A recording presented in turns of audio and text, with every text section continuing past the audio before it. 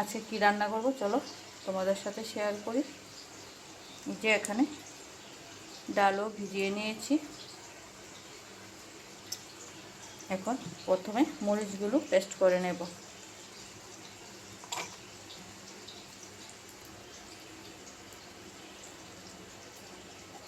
এই যে পেস্ট করে নিচ্ছি। মরিচ পেস্ট হয়ে গেছে। এখন ডালগুলি পেস্ট করে নেব। এই যে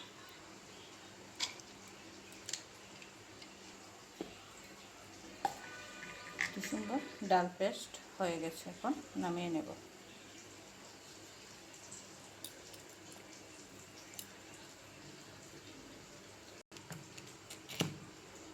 ডাল পেস্ট নামিয়ে নিয়েছি। এখন দিয়ে দেব স্বাদ অনুসারে লবণ। বড়া বানাতে লবণ আর হলুদ, আর কিছু লাগবে না। তার সাথে দিয়ে দেব কালো জিরে, দিয়ে ভালো করে মাখিয়ে নেব। ভালোভাবে ফেটিয়ে নিতে হবে যাতে বড়াগুলো একদম নরম হয়।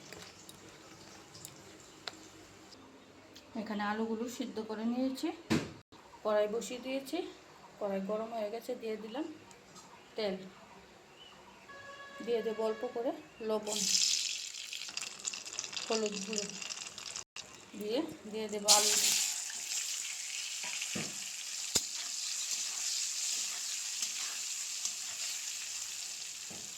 লাল লাল করে আলুগুলো প্রথমে ভাজি করে নেব।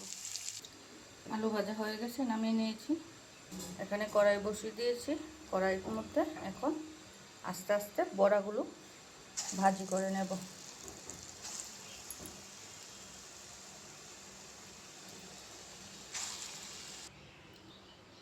বড়া ভাজা হয়ে গেছে।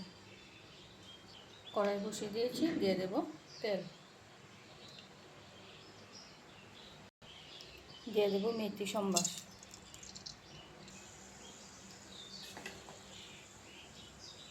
দিয়ে দেব কাঁচামরিচ বাটা।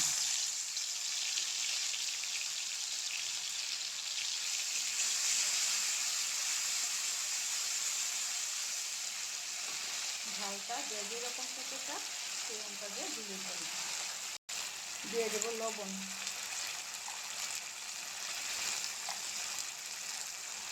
দিয়ে দেব হলুদ গুঁড়ো, জিরে গুঁড়ো,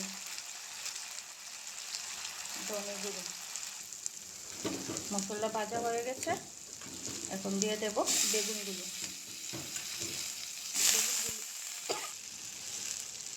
এখন দুধ দিয়ে দেব।